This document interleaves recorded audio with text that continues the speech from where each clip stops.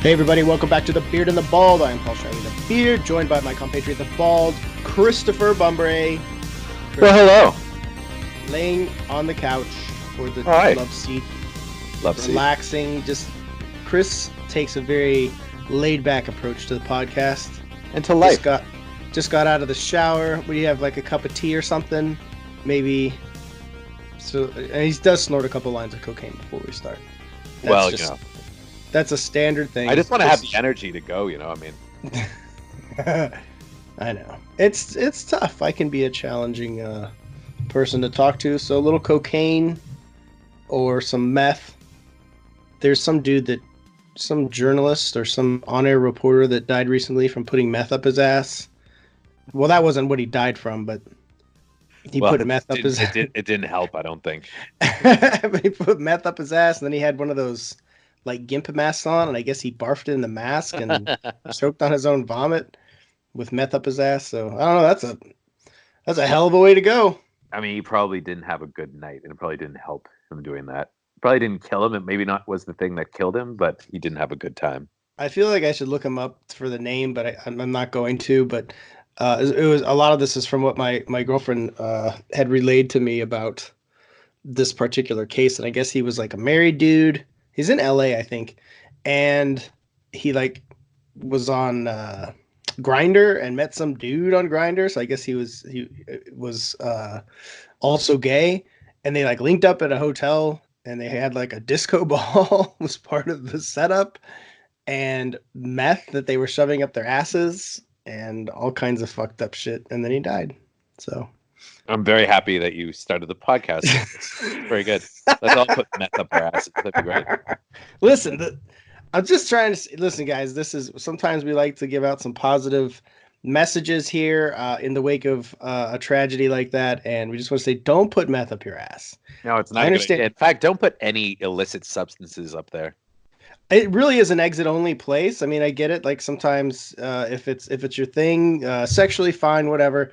Yeah, I think that's a different category though. Outside of that, it's exit because it's going in and it's coming out. It's fine, but yeah, it's just proceed with caution. With chemicals, I would avoid chemicals and food and stuff like that. Hamsters. Pull a Richard Gere. I'm glad we started with. You obviously know the Richard Gere story, right?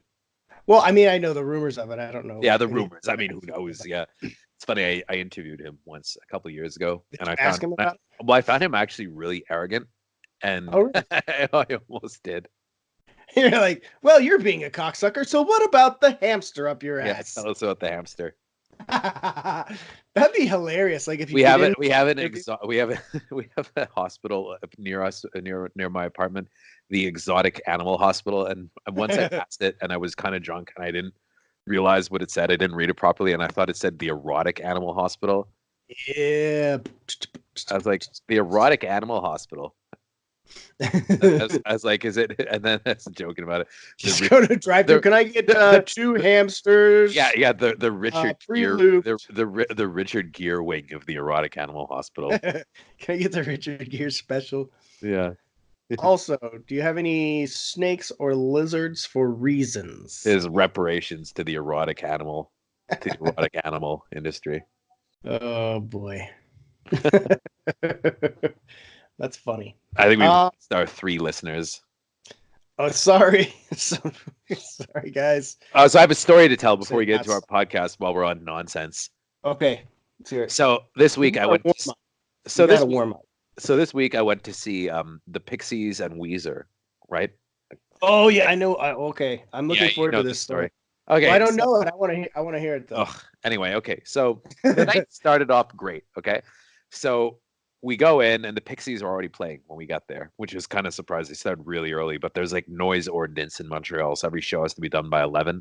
So anyway, we go up, and we had really shitty seats. We had gray 330s, pretty much in the nosebleeds, right? But then the show didn't sell out, and it was in our huge stadium.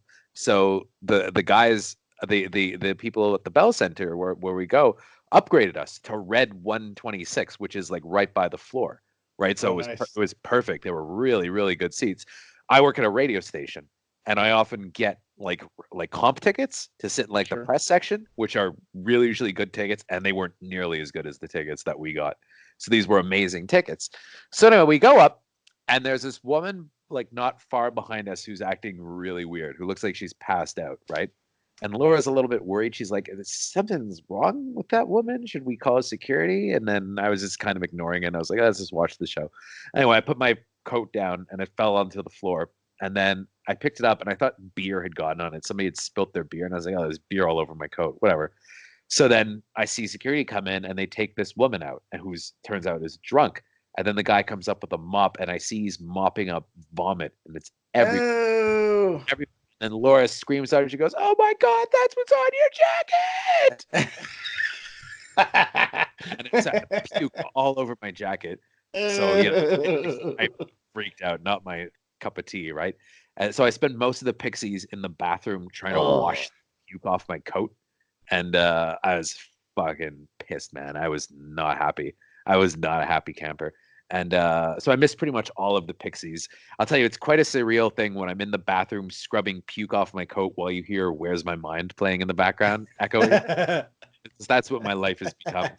And that's funny as so shit. I got back to the seats, and the guys, to give them their due, though, the people that were at like the Bell Center, like security agents and stuff like that, were like, "Oh, we feel pretty bad for you. What happened?" And the guy told me to come with him outside, right? And I was like, "Okay." So I went with him, and he goes, "Here," and he gave me 2 other tickets so we could move, and they were great seats, like right by the floor, like even closer than we were before, like bent, like probably like $200 tickets. Oh, wow. Right. And the guy with like amazing seats, and he goes, just go and enjoy Weezer, right? At least, and so we got to be right up there for Weezer, like right by the floor, and it was great. So I got to really enjoy Weezer, but kind of missed out in the Pixies, which was fine though, because they're not necessarily a stadium band. Like I love the Pixies, and I saw them at a club show a couple of years ago at our place Metropolis, which was really, really good. But they're not necessarily a band that you want to go see in a stadium because the acoustics just don't really do many favors. Weezer was great. And I was watching Weezer, and I didn't realize how much that was like the soundtrack to my teenage years. Yeah, I think a lot of great hits. Yeah, and you don't even A lot of really memorable notice. songs. You don't even really notice until you see them in concert. Like I was kind of cool on the fact that it was Weezer. I was there more to see the Pixies, and I was like, yeah, Weezer will be all right. And then we went, and I'm listening to them. I'm like, fuck, I actually really like Weezer, and I'm actually a much bigger fan of Weezer than I knew. Songs coming on, I was singing around along with them. They were very, it was funny, and a lot of the songs were big staples of my adolescence. I mean, it's funny, Buddy Holly, if you remember I was just gonna ask if they played Buddy Holly. they did twice. They came out and they did it a cappella, like a barbershop quartet. That's cool. And then it was the finale, like full on Buddy Holly. And when you got Windows 95 back in the day, there was a folder on the CD that said fun stuff. And if you opened up the fun stuff folder, it was 2 music videos. I forget what the other one was, but one of them was Buddy Holly by Weezer, and the trailer for Rob Roy. I remember that. It was just weird, random stuff. It's funny. It was Windows 95. They were celebrating like a milestone the other day, and just the old shit that you could find, how they were trying to explain Windows 95 to the population because it combined DOS and Windows 3.1, and it was confusing to people. And they have like there's a videotape how to use Windows 95, and it's hosted by Matthew Perry and Jennifer Aniston in character from Friends. Oh my God. And it's on That's YouTube. A blast from the past. Yeah, and it's on YouTube now, and it's so dated, and it's like your modem. What's a modem? Could this be any faster? Like, just it's really. You got a 14.4 modem. Wow, could this be any faster? No. I remember those days. I look forward to doing a Friends rewatch again. I've already rewatched it once. Sometimes twice. A lot of Friends has really held up really well. Some of the jokes though have not held up at all. Like one of the big problems with Friends is, it's from another era, and so Ross's wife leaves him for another girl. Every time somebody says the word lesbian on the show, the laugh track goes off. Oh, really? It's just so forced. It's just so of its time. But the show is actually quite funny though. I like Friends a lot. Love it. There's another episode. There's another episode too where they get like a new TV, like the Joey and Chandler. And I thought when they got the TV that it was this massive TV, biggest TV I've ever seen. And then you see like you watch it down, it was like a 35-inch TV or something like that. And they're like, wow, could this be any bigger? Well, I mean, I guess that's similar to like if you go back and watch like old episodes of like the Jeffersons or even the Cosby Show or whatever, Brady Bunch, like any of those shows, it's like they really are a product of that time. Oh God, yeah. But they still that's part of the charm. They still hold up. Yeah, exactly. They still hold up, but the older we get, the more like Friends is going to be distanced, and it's always going to have those little cultural zings. That kind of in a way though is kind of fun though, and that's kind of absolutely. But it's funny though. Then again, there are shows that really haven't dated that much. Like I don't find that Seinfeld has dated much, and I've rewatched that show a couple times, and I find that show's still funny. Really, just the technology has dated, but the actual jokes were always pretty smart because it was such a well-written show. Especially the Larry David seasons, like it's held up really well. I agree. I mean, I haven't rewatched all of Seinfeld, but I think it's a wonderful, wonderful show. So. Well, shall we get into some movie news? Sure. Well, I mean, not much happened this week.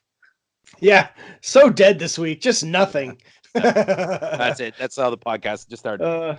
Thanks for joining us. That's it. Yeah. Before we get started, though, I do want to remind everybody to please give us a follow on Instagram,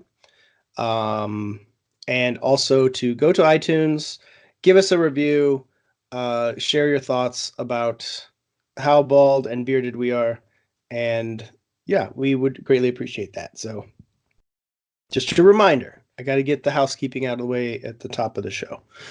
So anyways, yesterday I was just minding my own business, working, just doing stuff, and then all of a sudden, just the way news happens, just pops up that James Gunn has been rehired by Disney for Guardians of the Galaxy Volume 3.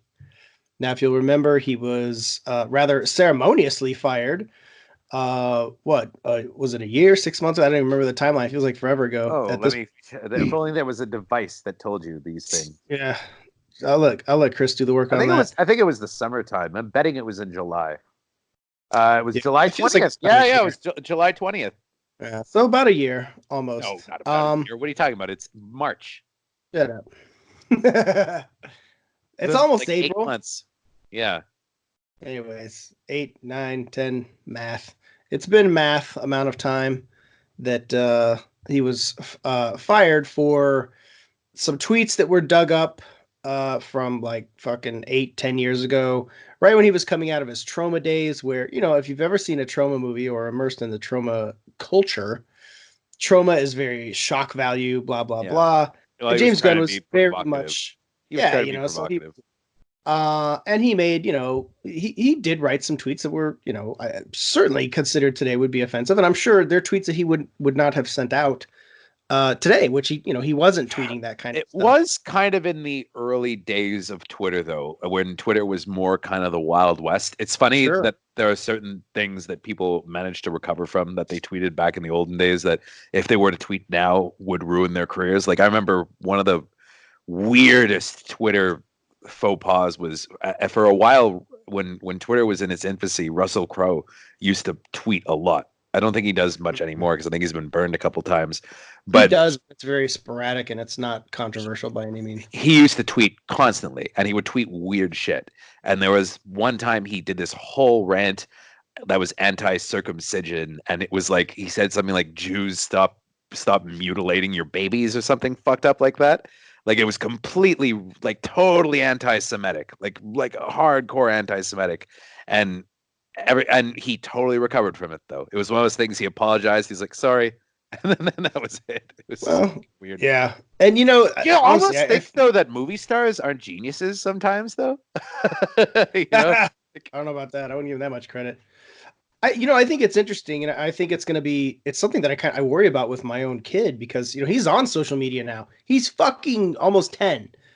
and he's on social media, and I'm like, I tell him all the time, and I check all of his stuff. He doesn't have free reign. Like I basically told my kid, I was like, you have no fucking privacy, just so you know. Like I am watching your every move. As far as you're concerned, you're living in the fucking Truman Show. So I check all of his shit. But that's my concern is like, dude, like this generation, that's the current generation that's growing up, they all have social media. Most like 99%. And the things that you tweet and the things that you say, the things that you share on social media now are not necessarily how you're going to feel 10 years from now, No. 20 years from now, because you're still young. You're going to grow. You're going to change. Hopefully, your perspective is going to change. You're going to become, you'll still be you. But the thing is, like, I am not the same person that I was 10, 20 years ago. You know, I've had a lot of, ups and downs and life experience and things that have I fear that shaped who I I'll am. look But back at this show in a couple of years and be shocked by some of the things that I've said. how fucking dare you? Yeah. Not me. See, and I'll own that. Like, and here's the thing is like we don't allow people to grow or to change or to make mistakes. And I'm going to say this too, like, I believe this is across the board. I don't believe James Gunn should have been fired or persecuted for these tweets any more than say, what's his face? My brain's not working. Kevin Hart. Um, or if you want to go on the other side of the spectrum, like they're going after God damn it, Tucker Carlson for some shit that he did on a fucking shock jock show. It's like it's a shock jock show. What do you expect? I think it's across the board. He's an Persecuting idiot, though. people. Well, I don't think so, but I mean we're on different political spectrums there. But bottom line is like if you're gonna say if you're gonna persecute one group, you got to persecute the other. And if you're not, then you shouldn't persecute any of them. And Yeah, but obviously it's case by case. At that but, case, though, in that case, though, I mean, James Gunn was persecuted, though. I mean, James Gunn is right, and it was as left wrong. as they come, and it was by the right. Right, and it was absolutely wrong, and I feel like Absolutely. justice has been served here in that he was rehired. I think that it was completely knee jerk in that regard, and hopefully, I see this. I hope it's a change for everybody. Mm-hmm. As they go forward, regardless of where they fall politically. I hope that everybody looks at it and like, look, why are we doing this? I think that, that's why I supported Kevin Hart in the beginning, because I was like, dude, I supported his stance where he was like, listen, I've already apologized for this. I've already, I understand that they were mistakes and they were things that, weren't timely. But again, it's like he wasn't allowing that to happen. A lot of people do because it kind of like the apology culture that we live in where it's like, oh, just say you're sorry. But even sorry is not enough anymore. Nowadays, they're like, no, you need to go away. Yeah, but it's the same thing though, like on both sides though. Like I mean, also, the right goes crazy for things that people say too, though. I mean, look at Brie Larson, how Brie Larson was getting attacked for quotes that were totally taken out of context and getting death threats nonstop on Twitter just by this weird right-wing segment of fanboy. I think that's so it's bad on pretty, both sides. It's a pretty minority group. I mean, these aren't people that are no, but they're very vocal. But they're very vocal. Found her comments to be ill said, ill spoken. I'm not like tweeting about it every day or anything like that, but I found her comments to be stupid more than anything. Just fucking. No, I think she had the right. She had the right. Yeah. She had the right. I think her heart was in the right place, but I think the way she presented it was just completely fucking backwards. And she made a mess of it. Sure, personally, it's not affecting her box office. So what does it matter?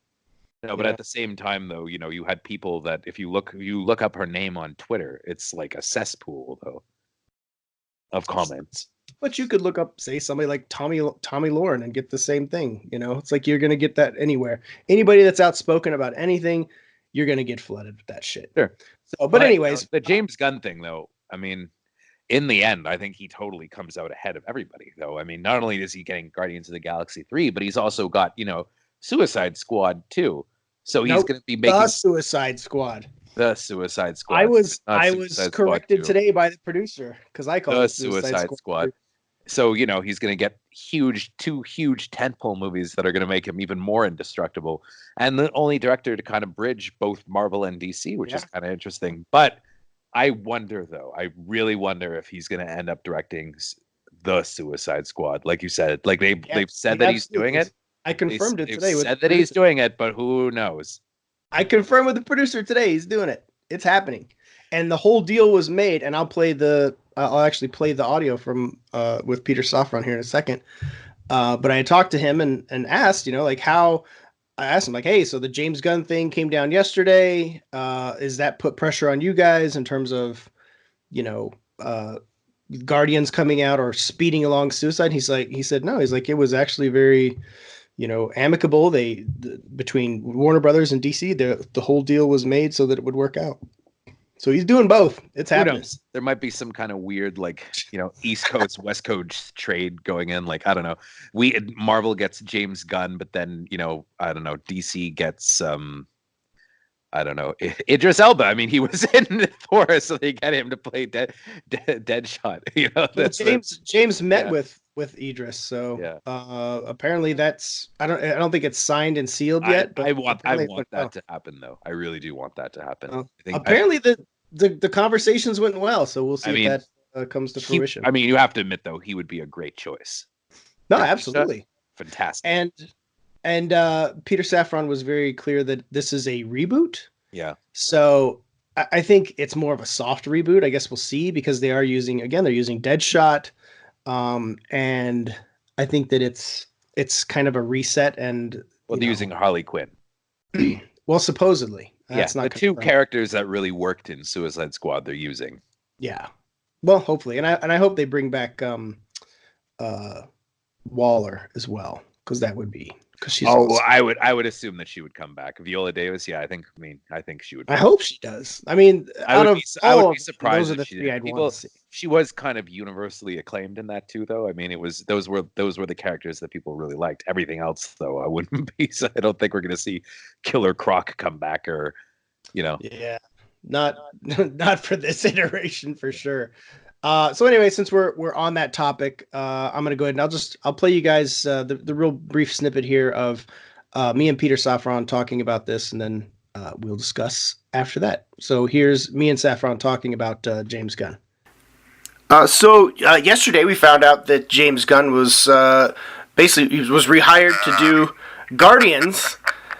Does that put any pressure on him to or you to push Guardians a little faster or anything, or is that just still calm waters in that? It was all handled incredibly elegantly, and everybody knows on both sides that Suicide Squad is the priority today, and he'll finish that movie, and then everybody knows that his next film will be Guardians.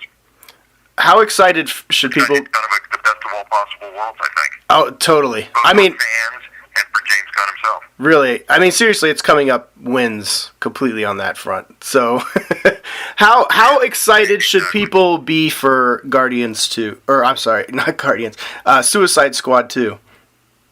Well, first of all, we don't call it Suicide Squad 2 because it is a total reboot. So it's the Suicide Squad. Oh, nice. And I think people should be extremely excited about it. It is everything you would hope from a James Gunn script. And I think that says a lot. That promises a lot. And I know that we will deliver a lot. I'm so excited. I mean, I just think having James Gunn on a DC project is just amazing. It's just as amazing as having James Wan on Aquaman, David Sandberg on Shazam. I just think it's brilliant. You know what I love about James directing for both Marvel and DC is he has always espoused the view that which unites comic book and superhero lovers is much greater than that which divides us. Because there's always been this Marvel DC rivalry, which he has thought, and I certainly agree, is absurd. There's room for everybody, and certainly that which unites us all is far greater than that which divides us. So hopefully they'll see that you can be both a Marvel and a DC fan, and the world won't spin off its axis. So that was Peter Safran talking about James Gunn and basically how he's going to balance the Suicide Squad and Guardians 3. And I like his comments about the Marvel DC rivalry. I think that James Gunn has. I followed James Gunn when he was active on social media, and continuously he would say how the rivalry stuff is just silly, and I think it's silly today. I see it on my Twitter timeline even today. people just like getting butthurt over Marvel versus DC, which Yeah, is it's a weird. narrative they've It's stated. not like some East Coast, West Coast rap thing going Like, on. Jesus fucking Christ, we are in a goddamn golden age of superhero movies. Why can't people just shut the fuck up and enjoy them? Like, there's too many people that just act entitled or butthurt, especially over, oh my God, the DC isn't like this dark, brooding fucking thing still. It's like, as if there's some betrayal going on because they make superhero movies where the people aren't fucking, staring off into the fucking horizon all sad and gloomy. It's like, not every comic book movie is that, nor should it be. Like, that's not, I mean, do people read comics or they just watch comic movies? And I'll go ahead and answer that for you. There's quite a few that have never stepped fucking foot in a comic book store and pretend they understand this medium that's been fucking adapted. And they don't. They don't have a fucking clue. That actually kind of leads perfectly into the Ezra Miller story, though. Which is, whew, that is an interesting one. Yes, you want to restate it? Yeah. Yeah, so Ezra Miller, as you all know, who plays the Flash in Justice League, made a brief cameo in the first Suicide Squad movie, is apparently just butting heads with the directors and the writers of the current Flash movie, and has worked some kind of deal, and it's just an odd deal. It just sounds odd, to basically write a script himself, but with someone else. And it's not just anybody, but Grant Morrison, who anybody that reads comics knows is a very prolific writer and famous writer, especially in the DC arena, has done tons and tons of fucking books. And he's also a very odd writer. I love Grant Morrison's work, but he does some very strange stuff too. It's kind of out there, sometimes brilliant, sometimes just strange. And I'm very, very curious what they're going to cook up. But the biggest question of it is, and the thing that makes it interesting, especially with the Hollywood Reporter phrases it, is that in a bid to keep himself involved, he's taking a hands-on approach to the Flash. Now, what that exactly means is questionable and interesting, because this is kind of unprecedented in any way you cut it. What has Ezra Miller written anywhere that's proven he can write shit? Yeah. And what gives him any kind of, credence over, pun intended, over John Francis Daley and Jonathan Goldstein, who have been working on the project since January of 2018. I mean, it does feel to me, though, that to a degree that Miller's camp must have leaked this story to the Hollywood Reporter in a way to kind of drum up fan support, maybe. But I mean, because it doesn't seem like something the studio would ever cop to, unless they were pressed on it, because it sounds like it's just a nightmare behind the scenes. Yeah. I mean, it sounds to me like he's out, though. Really, I mean, even the Hollywood Reporter says that their option on him only lasts until May, and I feel like they're just trying to run out the clock till they can move on to somebody else. I think you're right. If he's having this much problem with the directors, and I don't know, things are finally going pretty well at DC, and it seems like they've got like a vibe that they're going for. They've kind of hit their stride, and it does feel to a degree, though, that like maybe they know what they're doing, especially with Daly and the other guy, I forget what his name is. They were involved with Spider-Man Homecoming, Game Night. I mean, those are two big hits right there. Yeah. It seems like maybe they know what they're doing, and Miller, I met him, on Justice League, and he was actually a really nice guy, and I liked him quite a bit, and I think he's a good actor.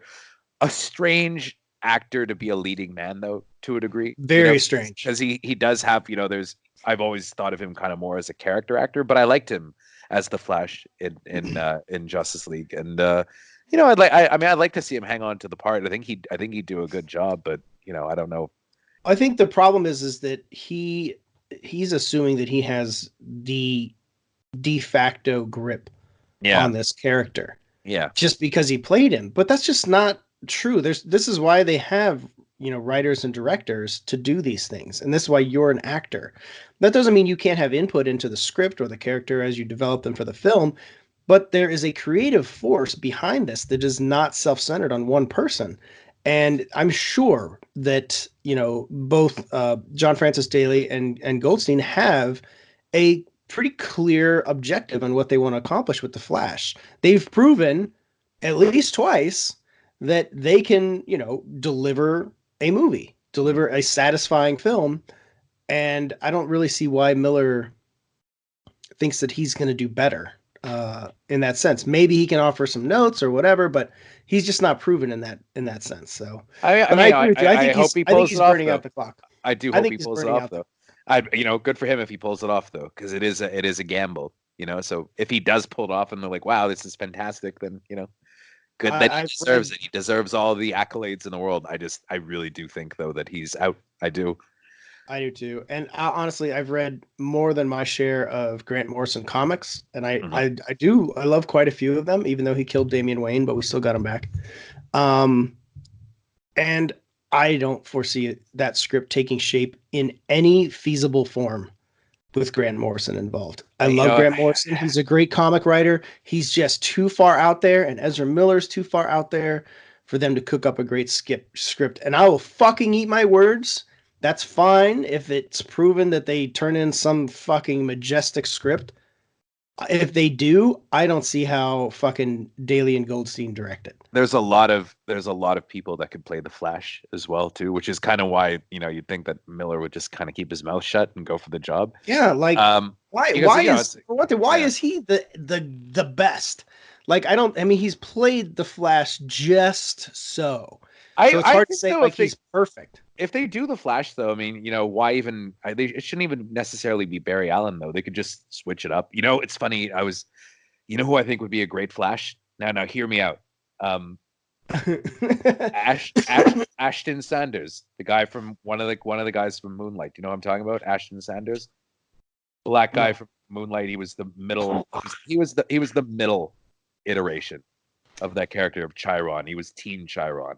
Right, and the reason I say this is because I saw him in 2 movies recently, in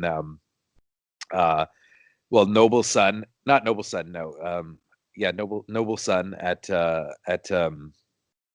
hold on just a second, wait a second, I think I'm screwing up here. Native Son, God, Native Son at Sundance, but the one that really made me think of him was Captive State. Because he's the lead in Captive State. And he's really good in Captive State. And he was in The Equalizer, too. He was kind of his protege. Oh, yeah, that kid. Young guy, like 21, 22. I mean, I think some fans might, be annoyed, the fact that he's black, but I don't know. I mean, it doesn't necessarily, it doesn't even have to be Barry Allen, though, if the argument is continuity. Well, they have a black Flash, though. Sure. Then why not? I know he's got like this kind of lean kind of physique too, though, and an interesting kind of vibe about him. Like I feel like he might be kind of cool in the part. I don't know. Well, I mean, maybe if they went with that version of the Flash, sure. But I think they'll stick with Barry Allen, though. Yeah. I mean, I think you want to go with the origin, but cause it's kind of like Spider-Man Into the Spider-Verse, because there's a bunch of like there's oh fuck, I'm so loose on my Flash, guys. Honestly, like the Flash comics have hardly sold me. I've read a handful. It's just never been my comics guy, but there's a bunch of different ones. So it's kind of like Spider-Man Into the Spider-Verse, where you could pull in a whole bunch if you wanted to. But yeah, it's Miller also said that he wants a darker take on this material, and it's the Flash. I though. feel like, I mean, I was going back and forth with some guy on fucking Twitter today about he's miffed about how. Aquaman. He's like, Aquaman smiles in the movie. And I'm like, so what? He also fucking yells angrily and screams. And I smiled when I was watching it.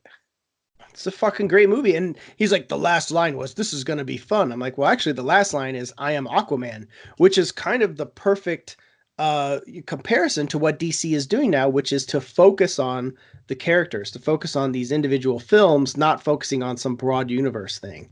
So I don't get it. I don't understand this backlash over not every movie is to mention Superman.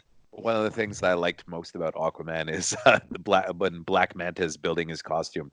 They play "It's No Good" by Depeche Mode. I love that cue, man. That's great. It's like a '90s action movie. You never hear Depeche Mode in movies anymore, and that was so cool to hear that.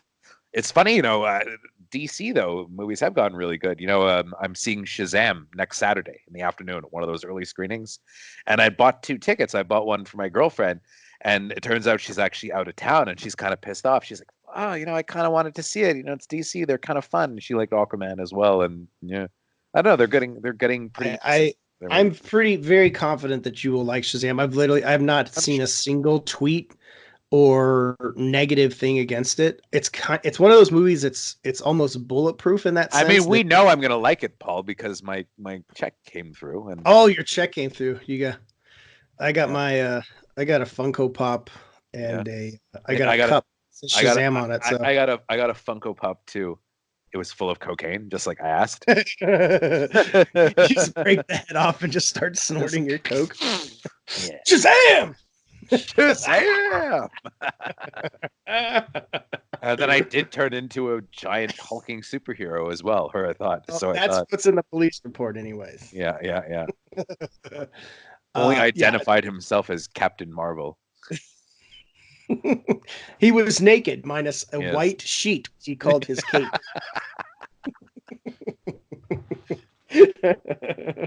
They can't kill me if I'm naked. They can't kill me if I'm naked. Wait, hey, grab that Funko Pop. That's gonna come with me. Yeah. Oh fuck. Anyways, I would be shocked if you hated it, and I'd be shocked, and I'd be surprised if you didn't at least just have a good time. Sure. At the least. I can't see it. If anybody that just sits through Shazam stone face, like seriously, you're probably a sociopath. Like, I mean, you're not invited to my parties. I don't want you anywhere near me. If they're screening it that early, though, then I'm assuming that it's going to be good. Well, they don't screen a movie two weeks out. They screened it a month out for us and 2 weeks. But not only that, but they're letting people buy tickets to it. I mean, the last time that happened was Spider-Man Into the Spider-Verse, and that's it's such an easy sell. Yeah. That's the thing. It really is. It's just a fun movie, and there's actually, but even though people, it's fun, so it's just a big laugh a minute, but there's darkness in this movie too. And I talked about that with Peter Safran. There's parts where, depending on how old your kids are, you might have to cover their eyes. So Shazam is not just like it's just a goofy old fun time. If you and I had been watching the movie, together, you might have covered my eyes. Oh, for sure. I'd have been like, had to just look over and be like, Chrissy, cover your eyes. Earmuffs. Earmuffs and eye muffs. Eye muffs. I don't think there's a few swear words, but nothing extreme. Speaking of DC though, I guess the last thing for DC is I guess Joe Manganiello Deathstroke. I mean, I don't think anybody really still thinks that's going to happen though, right? Because Esai Morales, who I loved in La Bamba as a kid, really did. Yeah, as Richie's bad boy older brother. I love La Bamba. Oh, I do too. As Richie's bad boy older brother. Man, that was like one of my favorite movies as a kid. And I've seen it several times. I always think of him standing by that bridge like, Richie! Yeah, maybe that's a good one for best movie you never saw. Great movie. It's not a bad idea, actually. Yeah. It's a good visit, man. It's a great movie. Classic Lou Diamond Phillips, Yeah, I love Lou Diamond. But although not Latino, it was Filipino. That was a big controversy back then. Oh yeah. It's fantastic in the movie though. It's so good. But I love Richie Valens. I got a girl, she's always on my mind. So good. Anyway, so Esai Morales anyway is playing Deathstroke in Titans. Which means it's gonna be lots of swearing and blood and probably some fucking sex. I'm almost surprised that Joe Manganiello's not playing it in Titans though. He's not that big of a star. Ouch. Sorry, Joe. I mean, really, I feel like he wouldn't be, beyond taking on a DC universe. Well, he was supposed to do the movie, Deathstroke movie with Gareth Evans directing. Which is not happening. At this point, probably not happening, but fuck, could you imagine like that if Gareth went full fucking raid on that shit with Deathstroke? That would be, and Joe Manganiello is obviously up to task physically to do that, so damn, it's really just kind of it's just too bad. I have to say though, as an actor, he's never really impressed me that much. I mean, I know people like him a lot because of the bod and stuff, and he's a good-looking guy and everything. But I mean, what has he done really though that blew you away as an actor? I mean, I have to say, Jay and Silent Bob reboot. the only thing about the role that I like Joe Manganiello in the best, and I watched True Blood, was in Pee-wee's Holiday, where he played himself. Yeah. I thought he was very funny in that, but he was a great Joe Manganiello in that. Yeah, but otherwise, I mean, as I like him. I used his training book for about a year. I mean, he's never had. I mean, results, but to be fair, he's never had a great role either, though. No, so by all we know, he could totally deliver in the part. But I was surprised seeing him in Rampage and how quickly he was dispatched. I was like, oh shit! Oh, there's Jojo Manganiello. Oh, there you go again. Rampage. It's Rampage, not Rampage. Rampage. Chris, say Guillermo del Toro. Guillermo del Toro. Go fuck yourself. Guillermo del Toro. Guillermo. Anyway, so yeah, Esai is taking over Titans. I think that's cool. He's a solid actor. I don't particularly give a shit if he's white or black or whatever. And we're going to talk some more about that on another topic later because I think it's interesting to discuss. But yeah, I think Esai is great. Titans has been a mixed bag for me. I actually haven't finished it. I watched about 5 episodes, I think, and it's fun, but it's almost fun in a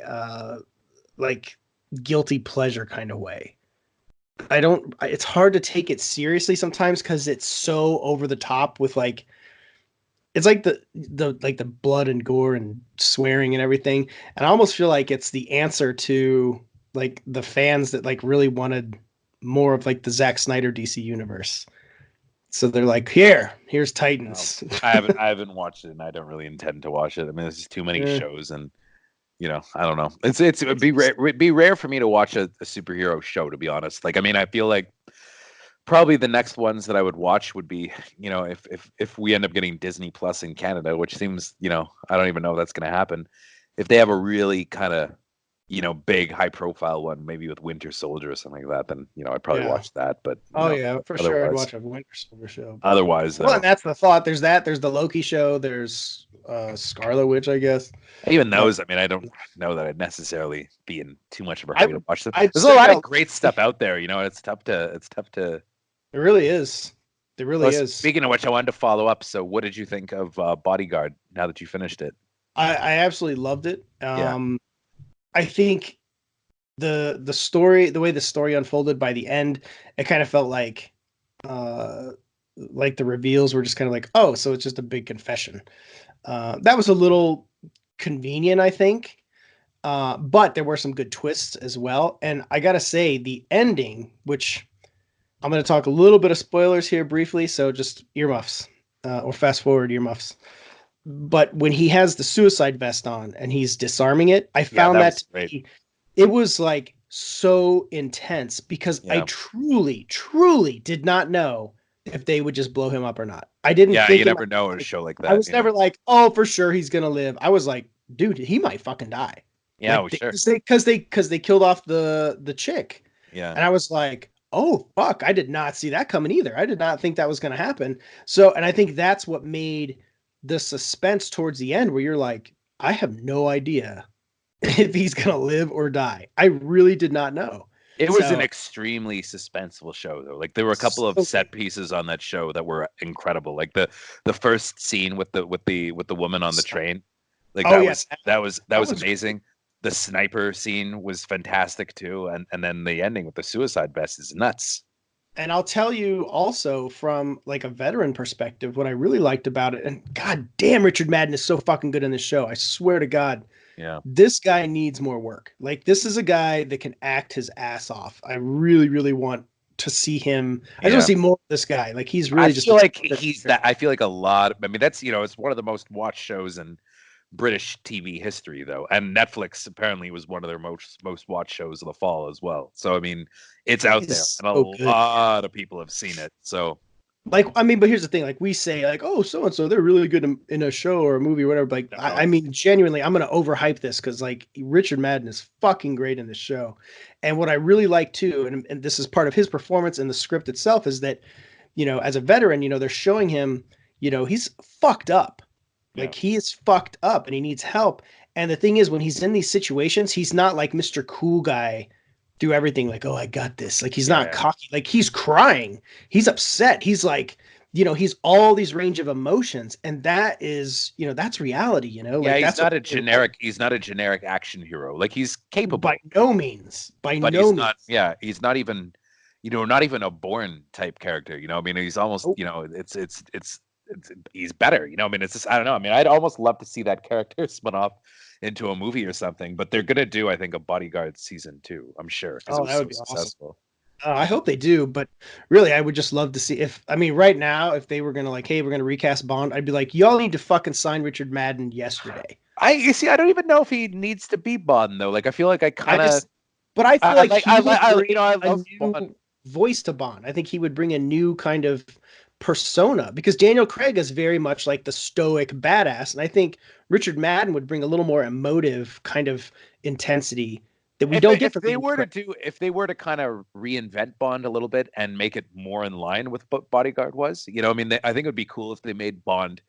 If you're gonna make a contemporary James Bond movie, I mean, he should probably be a veteran of Iraq or Afghanistan or something like that, more like the character was on that show. And if you read the new Bond books that are out there, like the ones that are licensed by the Ian Fleming estate, the ones that try to reinvent Bond as a younger man in his 30s or in his late 20s, he's always a veteran of Afghanistan or Iraq, and I think he has to be in order to get. Well, it would make sense. For that I mean, that's the kind of person you would want, is somebody that has experience in that arena.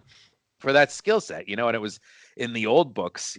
Bond was a veteran of World War II as well. So it's kind of and it's always kind of assumed that he was a veteran somehow in the 60s movies. So it would be kind of cool if they did that, if they mixed it up that way, like to have him a little bit, a little shell shocked. I mean, or just wounded. He's still got to be cool. He's still got to be suave. He's still got to be Bond. Let's be clear about that. And I think that's pretty. I mean, I think Richard Madden was pretty suave though on Bodyguard as well, though. I mean, he was, yeah, and that's what I mean. Like, there's scenes where he's like especially like the more seductive scenes between him and the female. I can't remember her name. Keely Hawes is the okay. actress. I'm not surprised that she fell for him too. I mean, literally, Laura was drooling the whole time we were watching the show, which is funny because she thought he was so bland on Game of Thrones. He was her least favorite character, but now she's like, oh wait, he's really hot. See, I really liked him in Game of Thrones too. Yeah, but whatever, But anyways, I think he's a strong talent. We're going to talk more about Bond here in a little bit. He's a really good actor though, and fantastic on Bodyguard. I really like that show a lot. Yeah, I couldn't agree more. So anybody that's looking for a show, it's only 6 episodes, so the investment is it's pretty slim and very, very manageable. It's not like trying to watch Arrow. So 6 episodes. It's really intense, really good. I did feel like there were some parts where it kind of dragged a little bit, and but overall it was fucking amazing. Yeah. So shifting from DC news and our little break there real quick, Marvel has hired a director for Shang Chi, which is basically Marvel's Bruce Lee. If we're just going to be honest about who Shang Chi is. Shang Chi was basically created in the 70s when Bruce Lee was in his fucking heyday prime, even though he had died. Mm-hmm. And ultimately he was the result of basically Marvel making their own Bruce Lee character, and they called him Shang-Chi, and they gave him a backstory. Basically he was, this sheltered kid that was, raised to be a master martial artist by his father. And it turns out that his father is evil. His Faja was evil. And becomes his nemesis. Here's the thing about Shang-Chi, though. The comics were fairly popular in the 70s. He has never found his footing since in any of the comics. They've done a few sporadic miniseries type stuff throughout, but he doesn't have a regular book. If you went to the comic shop today to buy a Shang-Chi comic, you won't find one. not on the current releases rack, anyways. He's just and honestly, this is the same kind of thing with Captain Marvel. I went to the comic shop last week, and you would have no problem buying a Captain Marvel #1.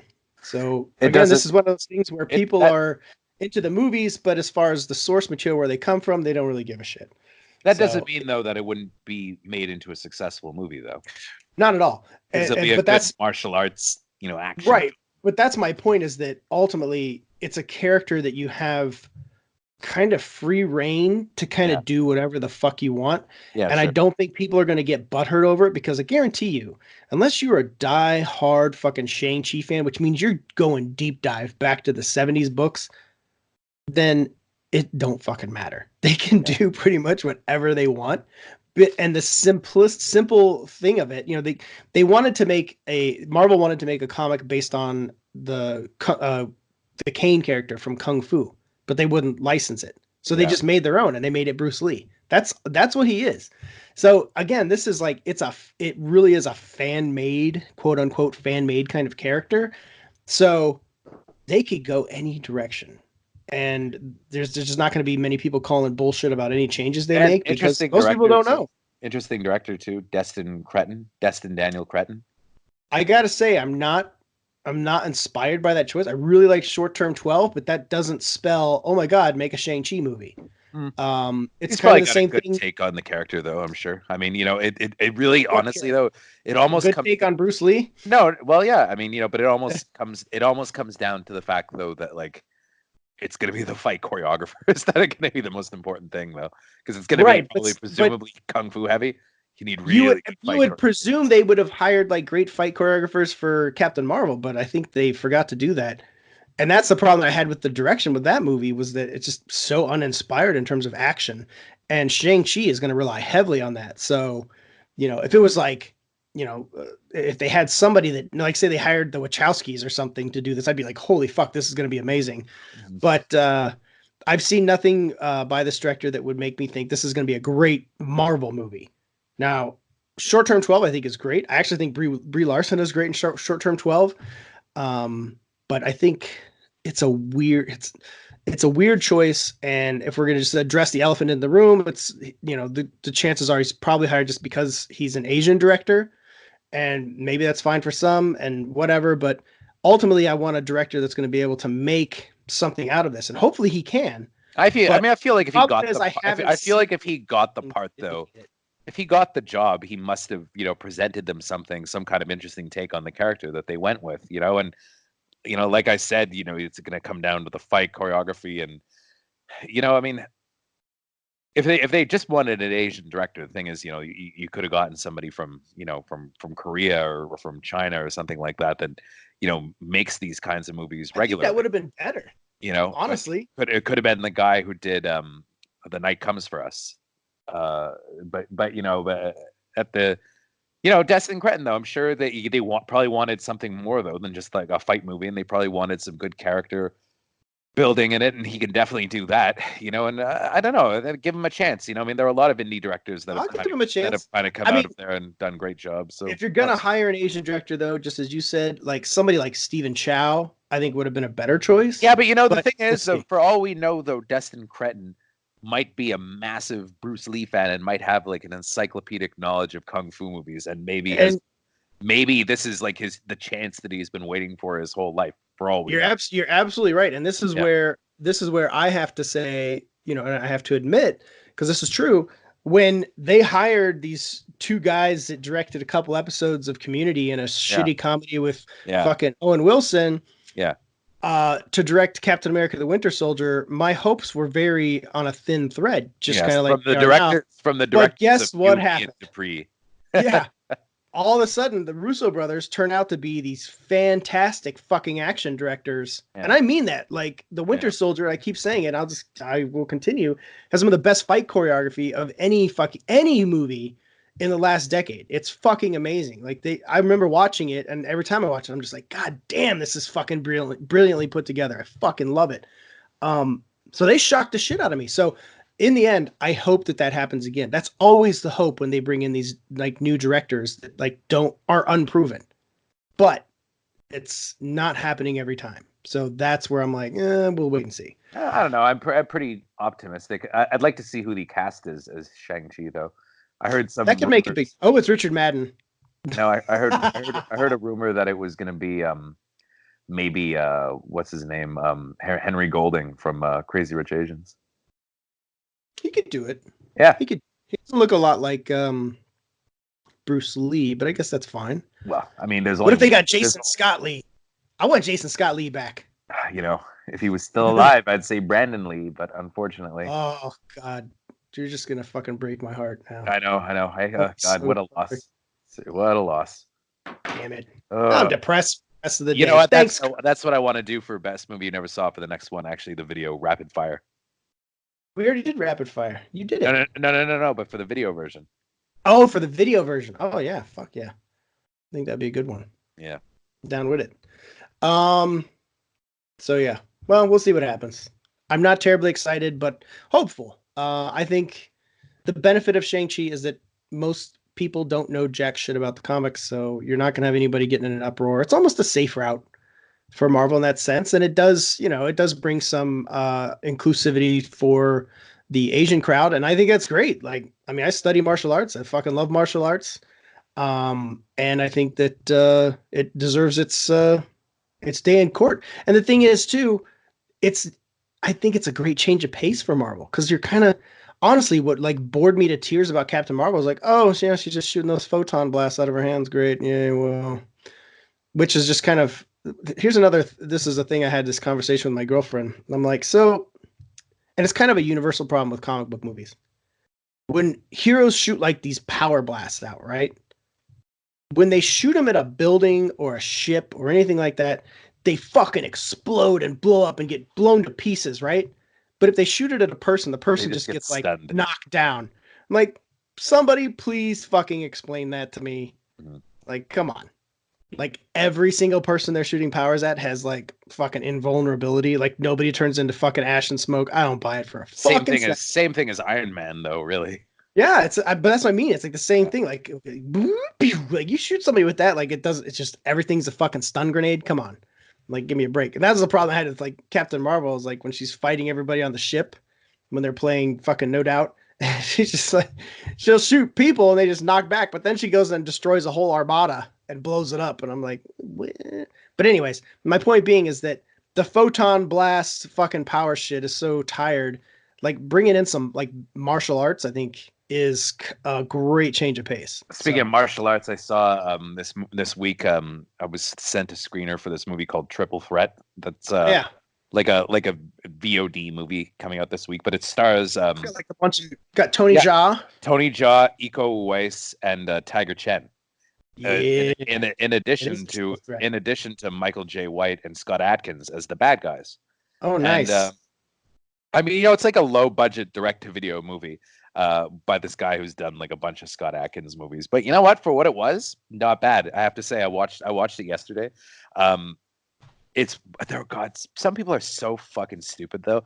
So I was reading a review of Triple Threat on one of the fan sites, right? And the person didn't like it, and one of their complaints about it was that we don't understand why the leads all speak to each other in broken English, and then at other points use their mother tongues, because the idea is that none of their English is good enough to that's such a fucking stupid comment, because first of all, Iko Uwais is Indonesian, Tiger Chen is Chinese, and Tony Jaa is Thai. They don't speak the same language. It's like so clearly somebody who just couldn't tell Asians apart or something like that. They don't speak the same language. It wouldn't make sense for them to speak their own languages to each other because they wouldn't fucking understand what they were saying. So obviously they're going to speak to each other in English because that's the language that they have in common. It makes sense. So it makes sense that they're speaking to each other in broken English. It's so fucking dumb that somebody actually wrote that in the review and got away with it. I actually prefer the bad dialogue broken English because it's kind of like kitschy in a way. Like it's not even really kitschy. It's just simple. I mean, the thing is, the guys in the movie, they don't have that language in common. So how are they going to communicate with each other? Right. So that's why I think like the broken English kind of works. It's fun. Yeah, and none of them, and you know what? All three of them have perfectly decent English. Iko Uwais' English is actually getting I find is getting really good. I think he must be trying though to maybe, to be a lead in American movies, because I feel like he's probably working on it a lot. Dude, he would make a great fucking Shang Chi. He's not Chinese though. That's the thing. I think don't fuck it. Listen, for that. I don't think that's gonna be that huge of a contributing factor in the long. So I mean, I guess in a way that's kind of like contributing to the whole dialogue the point you're making. But at the same time, it's like they want an Asian actor. They want Asian. It's like, are we hiring Asians or are we hiring just Chinese people? So like you have to get a distinct. Shang Chi is a Chinese name. Shang Chi is sure, and he's based on a Chinese Cantonese actor, Bruce Lee. But anyway, Iko Uwais though his English is actually getting, I find, pretty good. But he's been doing a lot of he's been doing a lot of American movies too. Though I've heard he's in Stuber as well as the villain, and but it's weird having watched him in Mile 22, which I hated, where he could barely speak English. But then you see him in Triple Threat, this kind of VOD movie where he was acquitting himself pretty well with a lot more dialogue. And I was thinking to myself, he must be clearly the guy's working pretty hard. I have to say I was let down a little bit in the fights department because Iko Uwais, I don't think, is working with his normal choreographer. And I think they toned down his moves a bit to get him more in line with the other guys. Tony Jaa, I also feel, is kind of past his prime a little bit. Like I think he was being doubled quite a bit in the movie, which is always kind of disappointing. There's a really cool fight though with Iko Uwais and Tiger Chen take on Michael J. White, and then all three of them take on Scott Adkins, and that was kind of cool. I don't like it though when it's 2 against 1, when it's 2 heroes against 1 bad guy, because even if realistically Scott Adkins or Michael J. White could probably beat these guys because they're as good martial artists and they're much bulkier and bigger, I still like the underdog fighting the bad guy. It's more heroic, even if it's not necessarily realistic. So, but anyway, I will say in fun, decent little movie though. One example of that I enjoyed though was Riggs and Murtaugh versus Jet Li in Lethal Weapon 4. Well, it had to be because it wouldn't. That was great. It wouldn't be believable, I guess. Yeah, but I mean, I could have believed. I would have believed Riggs though. I would have believed Riggs versus Jet Li because Riggs was, he was a badass like that. Had martial arts training. There's one great scene in Triple Threat though, like this attack on a police station, which is just so ultra violent. I wish the whole movie had been like that, but I think that probably the director blew his whole budget on this one sequence. But it is a cool sequence, but just like the simplest plot too, though. It's like, Iko Uwais thinks that Tiger Chen and Tony Jaa killed his wife, so he goes for revenge, and then they're like, oh no, it wasn't us, it was these guys. And he's like, oh cool. Let's team up and kill them. Okay. Yeah. Like literally in 3 minutes. Okay, yeah, all right, let's do it. Yeah. Fuck, that sounds like a fun one to check out. And like high-fiving and stuff like that. At the end, it was cool. So one of the bigger things that dropped this week, which we haven't talked about yet, I think we got caught up, was the new Avengers Endgame trailer. Yeah. Which I loved it. I thought it was a great trailer. Call me crazy, but I feel like people might go see it. I think it'll do okay. I can't even play that. Oh man. I will say this though, like I love that they're playing things so close to the chest. They're just giving you the teeniest little bit to get you excited, but they don't need to blow their load. They don't need to fucking show a frame of Thanos. They don't need to do any of that to to fill the fucking seats of any theater for this movie. Everybody's fucking going. Everybody's hyped as fuck for it. I have to say though, this is kind of a time though where I have to talk about how privileged we are though. I mean, I guess you probably won't see it that early, but I got to see Avengers Infinity War last year, a good week or two before it came out, just at the press screening in Montreal. So I got to have the ending, totally going fresh. Although the one downside of that though is that because I saw it so early, I got put in charge of the comments section the weekend it came out. Oh yeah, to make sure that nobody was blowing it, and I'm sure I'll probably do the same thing again for Endgame, which is fine because I don't want people, because there's always some asshole that will try to spoil it, fucking assholes. Which I don't get either, that people just feel the need to ruin things for people. Dude, there's so many sick, twisted fucks. I remember when Force Awakens came out. Yeah.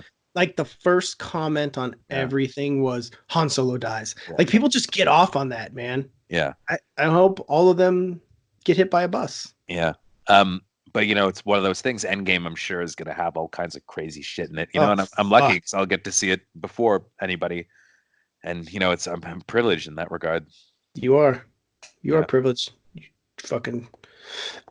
So, anyways, I thought the trailer was great. It gave so many great teases of things to come without giving us anything to really say, oh my god, they spoiled it. Well, we could assume that Hawkeye's family probably evaporates in front of him when they're doing that. See, that's what I think too.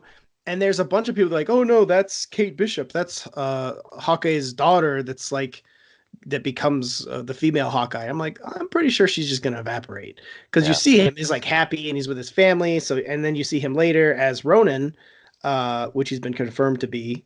The mantra he's taken on, which happened in the comics as well.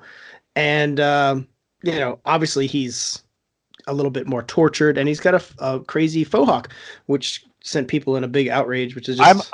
I'm assuming that it's years past between Infinity War and Endgame. Yes, right? Yes, I believe so too, and you can see it too with the hair. So there's like the end scene of the trailer where you see Thor, Captain Marvel, and Scarlett Johansson, Black Widow in there. And Black Widow has a short blonde bob.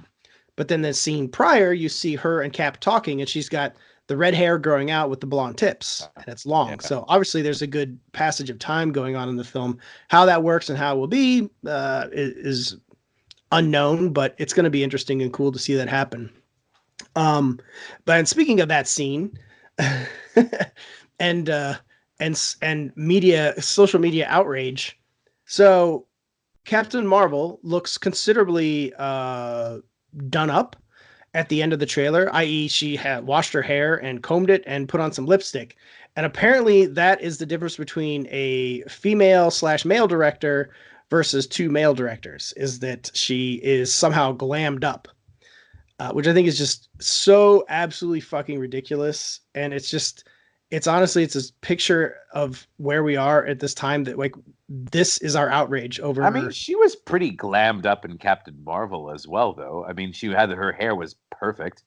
Yeah, and it was like, in fact, I saw a female writer tweet out something like, "Also, can I get Captain Marvel's perfectly bouncing hair?"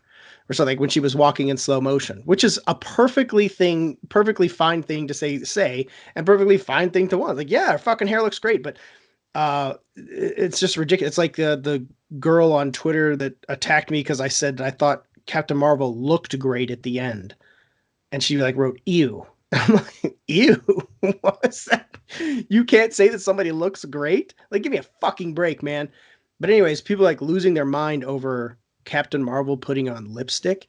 I mean, she shows up at the end of Captain Marvel. It looks like she just got out of a fucking dust storm.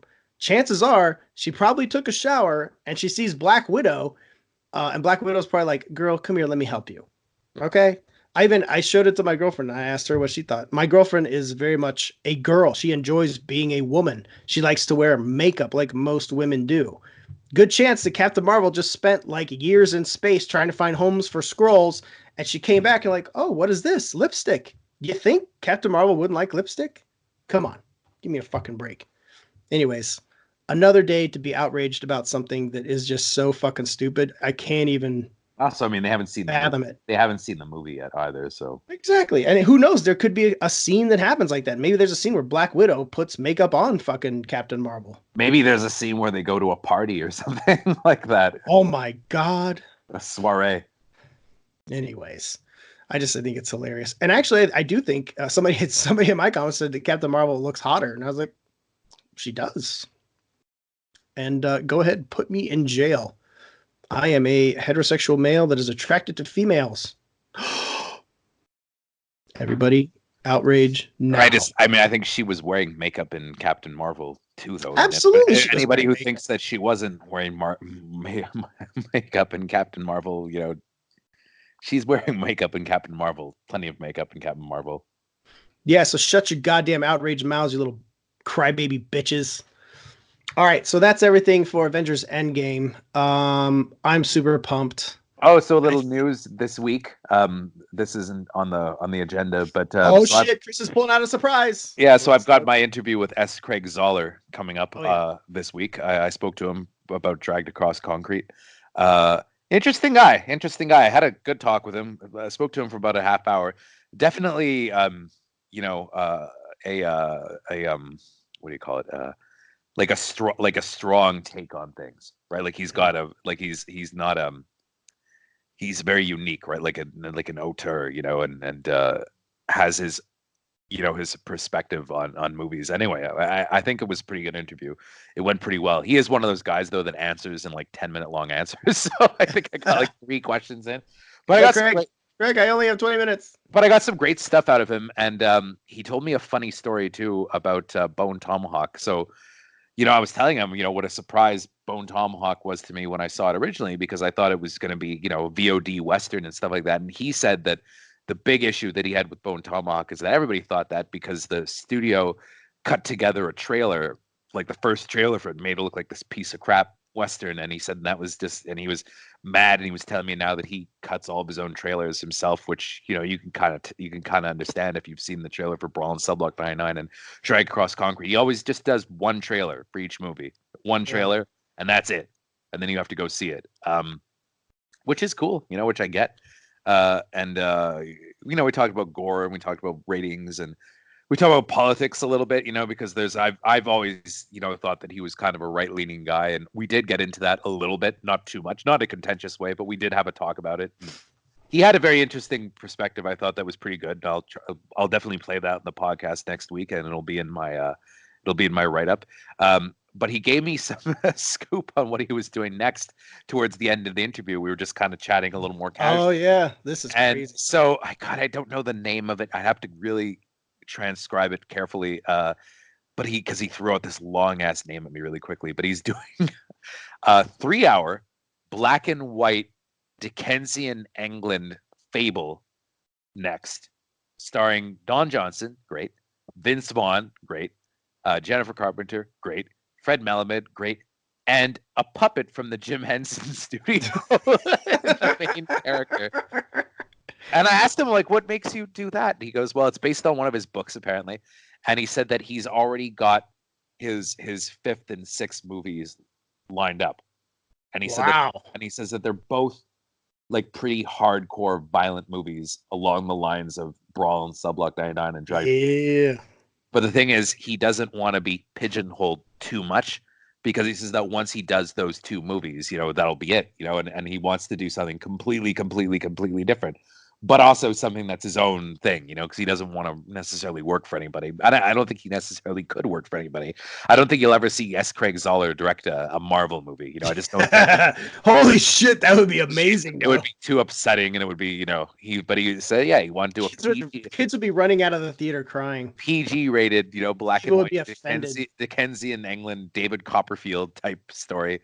And, anyway, it sounds great. Watch it win like Best Picture. Oh, who knows? I mean, you never know. I mean, you never do know. You never know what this shit will be. Very, very talented director. But I just found some interesting news on him, though, online, and I don't think we've broken this yet, is that he wrote a Western called The Brigands of Rattle Creek, and it's just got bought by Amazon Studios, and it's going to be directed by Park Chan-wook. Oh, wow. And this movie is supposed to star Matthew McConaughey. Wow, holy shit, that's a pretty good get, man. The film follows a sheriff and a doctor who seek revenge against a group of bandits who use the cover of a torrential thunderstorm to rob and terrorize the occupants of a small town. Damn. And it sounds very, very, very S. Craig Zoller. And right? If anybody was going to direct an S. Craig Zoller movie and make it as fucked up as S. Craig Zoller, would be Park Chan-wook. Yeah, Park Chan. That's oh man, that's a great get. Why can't Park Chan-wook do fucking Shang-Chi? Well, I think they wanted something American, to be honest. I think that was I think they're trying to make it a Chinese American character, and I think they wanted an American director. Park Chan-wook, though, I mean, it's funny. The one thing that I have about S. Craig Zoller movies kind of against them sometimes is that they could be a little tighter, although I think that's a deliberate choice. A little tighter, little shot, just slightly better. Yeah, just a little bit more, they're a little flat. Well, yeah, they are. They're kind of plain looking, but it's because they're cheap, right? And he shoots movies dirt cheap. Yeah. I mean, he told me, Bone Tomahawk and Brawl and Sublock 99 both cost well under $1 million. And I'm telling you, if you could do Bone Tomahawk, pretty amazing. That is pretty amazing. For under $1 million and Brawl in Sublock 99 for under $1 million. That's insane. And probably a lot of that money went to the stars too. Yeah, and you look at those movies and you're like, I would think they were at least $10-20 million movies, especially Bone Tomahawk. So, anyway, that's pretty great. But that's good. Park Chan-wook is a master stylist visually. Though. Yeah. He'll be able. So that'll be interesting to see him take on Zoller material. Well, and he could bring some real kind of flair to it. Yeah. Almost well, speaking of flares, almost in the same way that Denis Villeneuve did for Taylor Sheridan. Oh yeah, that's true. That's true. Well, speaking of flares, which lead to fires, there's a new movie coming out that needs to be killed with fire. Oh God! And it's called Backdraft 2. I must admit that when I saw the trailer for this, I thought it was a joke. I thought it was a Funny or Die trailer. Somehow they got William Baldwin back. Well, somehow I'm not surprised. But Donald Sutherland, what the fuck? Well, beyond that too, like William Baldwin has graduated from like the young, fresh-faced Baldwin from the first Backdraft to looking exactly like Alec Baldwin now. Yeah. So at first I was like, "Wait, there's Alec Baldwin? Oh, wait, that's William Baldwin." Like he talks and looks just like Alec, and it just looks so fucking horrible. It's like, why mess with that legacy? Why do it? Why? Universal's got a really bad habit of just kind of bringing out these direct-to-video schlockfests. Though they did the same thing for Kindergarten Cop with Dolph Lundgren. Oh, but that's the worst. Right, yeah. But what they would usually do though is they would call it something 2, and then it would have no relation to the original. But Backdraft, they're actually trying to make it a sequel. Yeah. Like show. Yeah. Well, and like the lead is Sean, which is Kurt Russell's son from the first movie, who is making him pancakes and breakfast in the movie. And on the box cover for the Blu-ray, they have him wearing the fireman jacket that says Bull on the back, which was Kurt Russell's character's jacket. But I love Backdraft. I think it's a great fucking movie. It's a great Ron Howard movie, great Hans Zimmer score, great performances, top to bottom. And it's just kind of like, what are you doing? It's like they dug up a grave and pulled out a skeleton and just danced around with it while they're fucking, running a camera. Like that is what I feel like Backdraft 2 is. And, I really don't think I'm going to eat my words on saying that this is probably a pretty terrible movie. I will never watch it. I will. Well, yeah, I'm probably not going to find out. Although curiosity might get the best of me if I ever see it on Netflix, and I'll probably watch like 5 or 10 minutes. But it's just one of those things. It's just a perplexing thing that exists.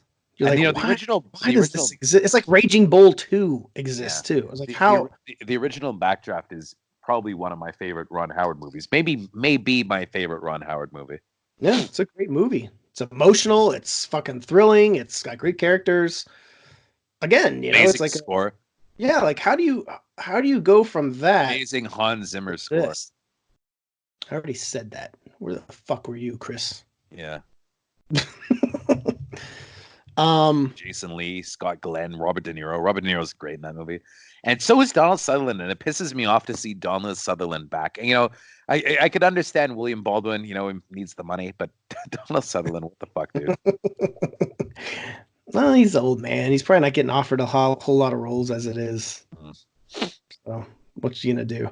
Anyways, Backdraft 2 is a thing, so do with that what you will. Something that is exciting for me, I think for you too, Chris. HBO confirmed the runtimes and air dates for the final season of Game of Thrones. Yeah. And I mean, I'm so excited. I'm so pumped. The first episode, Sunday, April 14th at 9. It's a 54-minute episode. It's actually the shortest episode of all of them, all 6. And that's about the length of a regular episode, pretty much. Yeah. The next episode 2 is 58 minutes. Episode 3 is the longest episode at 1 hour and 22 minutes. Which I love. That's so cool. Episode 4 is 1 hour and 18. Episode 5 is 1 hour 20. And episode 6, the finale, is 1 hour 20. So it's almost like you're getting 5 movies total if you want to combine episode 1 and 2. Yeah. It's like you're getting 5 Game of Thrones movies almost. Yeah. or too long Game of Thrones. However you want to look at it. I'm looking at it as like 5 movies, but I'm so fucking excited Yeah. and anxious. I bought Funko has put out these Game of Thrones pops to commemorate the season, which has like 4 different characters sitting on the Iron Throne. And I bought the Jon Snow one because it's who I ideally would want on the throne, although I'm not quite sure that he's going to end up there. And I know everybody is just speculating, like, who's going to take the I want throne? Is the throne Tyrion. even going to exist? Tyrion should be there. I was talking to Matt Yeah. Rooney from our site, He'd and be he the had best commented- king. He would be the best king, to be honest. Probably. But Matt Rooney had mentioned that Varys, the spider, I could see him. I could totally see it. and I hadn't even thought of it until Matt said that. And I So was like, weird seeing him if turn you- up in a movie. He showed up in a movie I With saw hair. at Sundance. Official Secrets. Well, you know what? I think in Official Secrets he only just had a U, and he actually has a full head of hair in real life. So Yeah. I'm pretty sure he must have been filming as Varys, and they just Oh. threw a little something on him to distinguish him a little bit. But yeah, no, but it was just weird watching him as the editor of a newspaper, and I was like, "Fuck, it's Varys." Don't trust that motherfucker. And he's kind of ordering people around. I'm like, "Oh man, this guy, man." Don't mess I around. trust Varys. I like Varys. I think Varys is relatively. But I think that could be, but this, I mean, again, there's so much you could dig into it. I think that is why he could be a viable candidate, because he could be playing everybody. He could be playing every single person against each other. Because if you think about it, he is the one that's supplying information back and forth. Everybody trusts him. Who doesn't trust him? It's an interesting thing to think about. I hadn't really given it much thought till Matt said that, and I was like, it's not a bad theory. We'll see what happens though. I'm definitely really looking forward to it. It'll be the first time I'm really watching a season as it airs. I'm hoping they do some of the IMAX screenings in Montreal because please. I'd love to go see a couple of those. They will sell out. Oh yeah, oh god, yeah. But I'd love to see it. Especially we have like the real IMAX in Montreal, so I'd love to see that way. Yeah, it's funny. I'm thinking back to when Game of Thrones started. Nobody ever thought that it was going to turn into the cultural phenomenon that it did, and it just kind of built up slowly. Because the first season was super well received, but it really exploded in popularity around like season 2 or 3, right? Just like it suddenly was everywhere, and well, and the good thing about it too, if you compare it to say something like The Walking Dead, which is a phenomenon in itself, but has been regarded as a series that's gotten worse over time. Well, they let it go on too long. Has just been this consistently fantastic fucking show that just gets better and better. Well, they never got greedy either. That was the thing. They would have short seasons, short but great seasons, and it never went on too long. And they confirmed an ending, which is coming, and I think that's the right way. It's the Lost lesson, Everything should have a beginning, a middle, and an end, and the show does have a very distinct beginning, middle, and end. But I think it definitely really pushed the form of TV, though, and what I thought you would see on TV, like in terms of at least spectacle.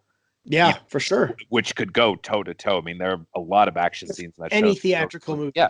Absolutely. Any theatrical movie. And it's really well directed and and really well acted, and it makes me think now that the next time big fantasy properties happen or something like that, it doesn't necessarily have to be a movie anymore, because maybe it would be better served by TV. And it's funny, I'm on Twitter, I'm Twitter pals, I guess, with Don Winslow, the writer, right? Yeah. And,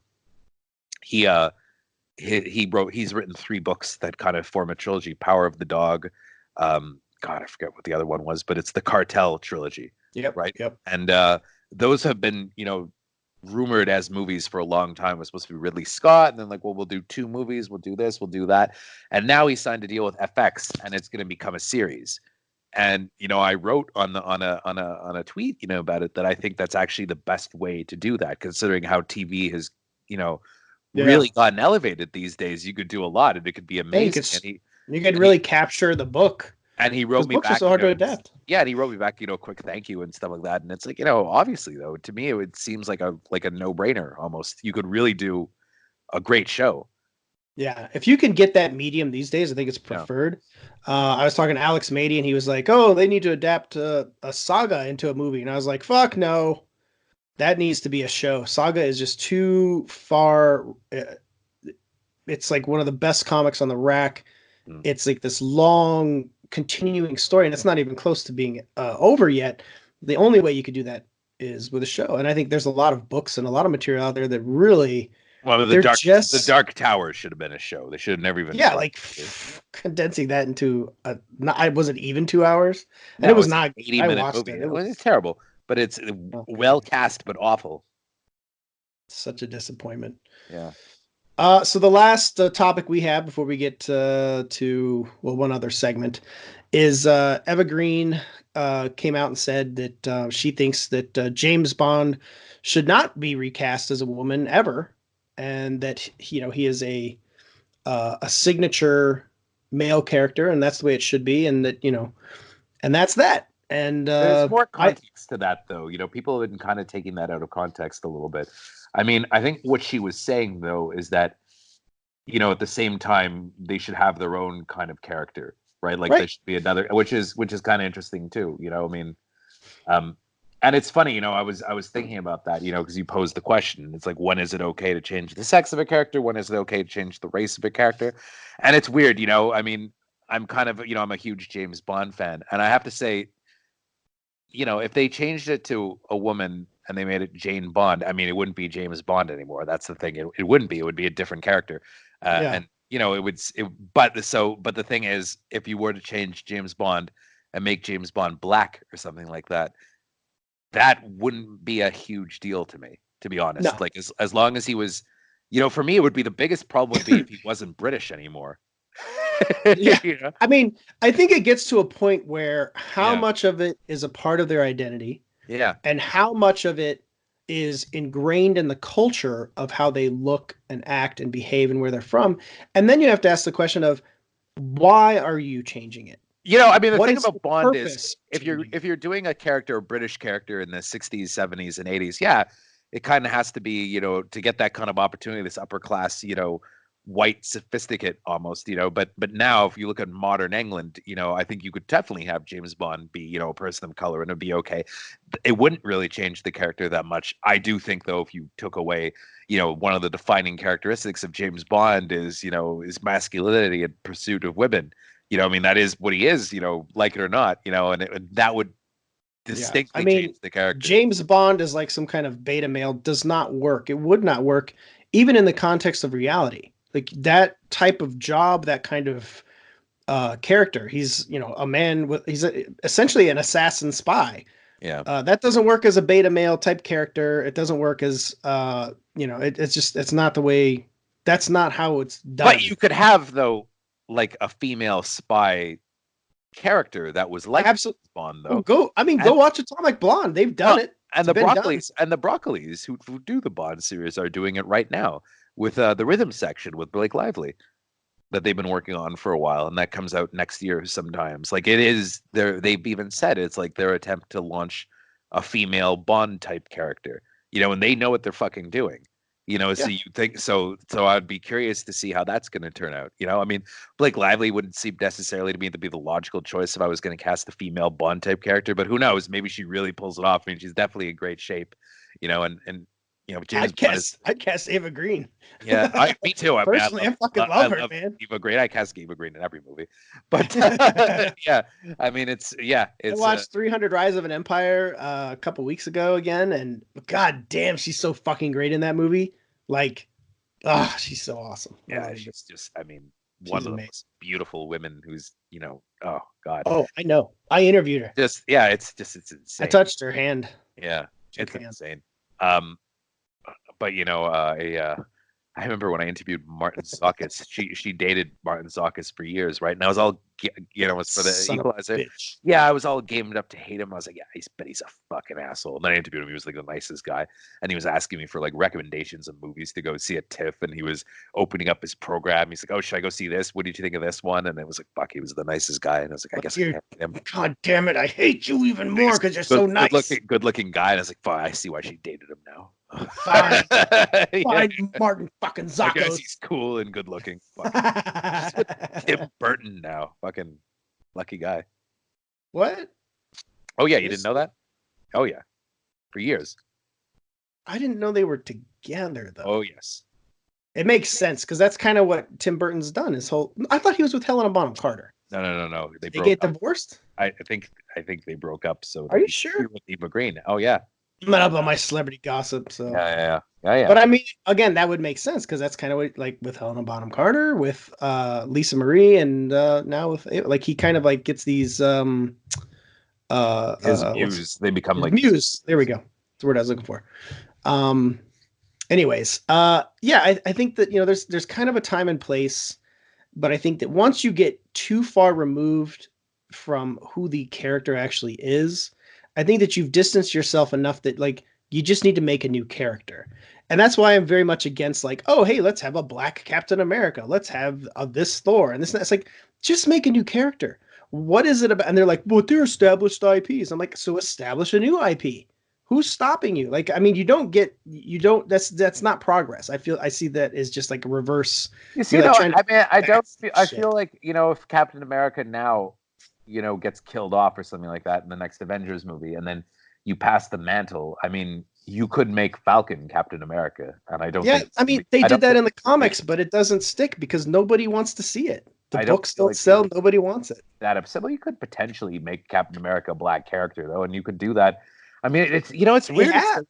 I feel like the race, it almost doesn't make as big of a difference as the sex. I mean, that it is a bigger, a bigger change to the character. I think, I mean, I don't know. For me, it changes the dynamic. Men and women are different. I know. I have to say though, you could cast a person of color though as James Bond, and it wouldn't. I agree. I'd would love still to go see it. I would feel just as excited to go. I mean, it wouldn't. I'd see an Idris Elba Bond movie fucking day one. Although, then there are some characters though, like the one character I think that is kind of interesting because you can kind of, it is kind of fluid in terms of gender, is Doctor Who. It's kind of weird that Doctor Who hasn't been a woman up to this point. Like that's fine. Like I think that's kind of interesting. And if there were more characters like that, like I don't know. It's I think it's a complex issue. I don't think it's ever going to be an easy answer. I think it gets problematic when you're doing it just because of the color.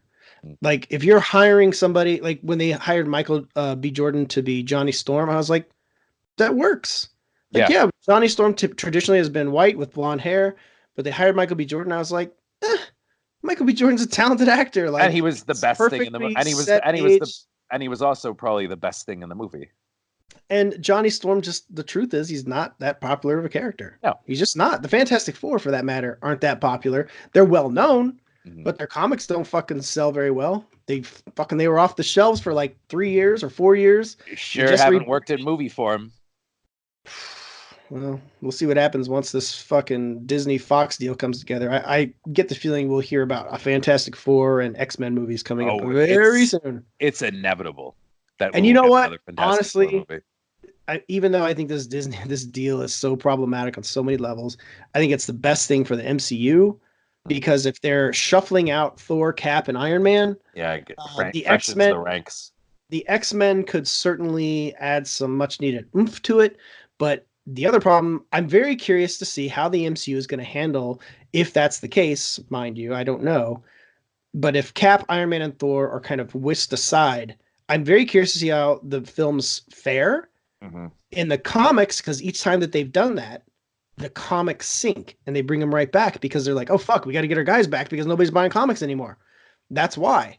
And they bring them back. So I'm curious if that's going to transition the same. I don't think they're going to kill off all these characters, though. I think I don't think they're going to kill them. I think they're going to kind of parry them off, like, we're just going to go. They'll come back, though, at some point, probably, though. Oh, for sure. Those three characters are the Marvel staple. They are the ending that everybody thinks is going to happen for Captain America is that he's going to get sent back to the 40s to live out his days with Peggy. Even if that does happen, makes a final sacrifice and dies. But even if that does happen, though, like if he does go back in time to live out his days with, he'll come back. He'll be back Chris Evans, I'm sure he will come back at some point. He maybe wants a break now, but he'll be enticed back at some point. He'll be back. Yeah. Well, I mean, he's lined up some good projects. I wouldn't even count on Downey Jr. being out as Iron Man, maybe for a while, but I think he could easily shuffle into almost a Nick Fury type role. Yeah. And still play a part. I mean, he could do it till he's fucking dead, really. I don't think people ever get tired of Tony Stark, but I do think they'll have to find, somebody to pick up the Iron Man mantle. And I think that at some point, I don't know if I'll see it in my lifetime, which really shows how old I am, but I'm pretty sure they'll do a whole reboot of everything at some point. Oh, no doubt. I mean, of course they will. It's money, or not, I don't know. Yeah, sure. At some point for a new generation, for the next gen. And you know what? And here's the thing: a lot of people take that as this slight. They get really hurt by it. But listen, that's just the way it goes. Sure. Time marches on, and you kind of have to accept it. And if you're looking at the source material, they've rebooted the universe, the comics, the characters so many fucking times. It's just part of the process. It's part of the way it goes. It's just reality.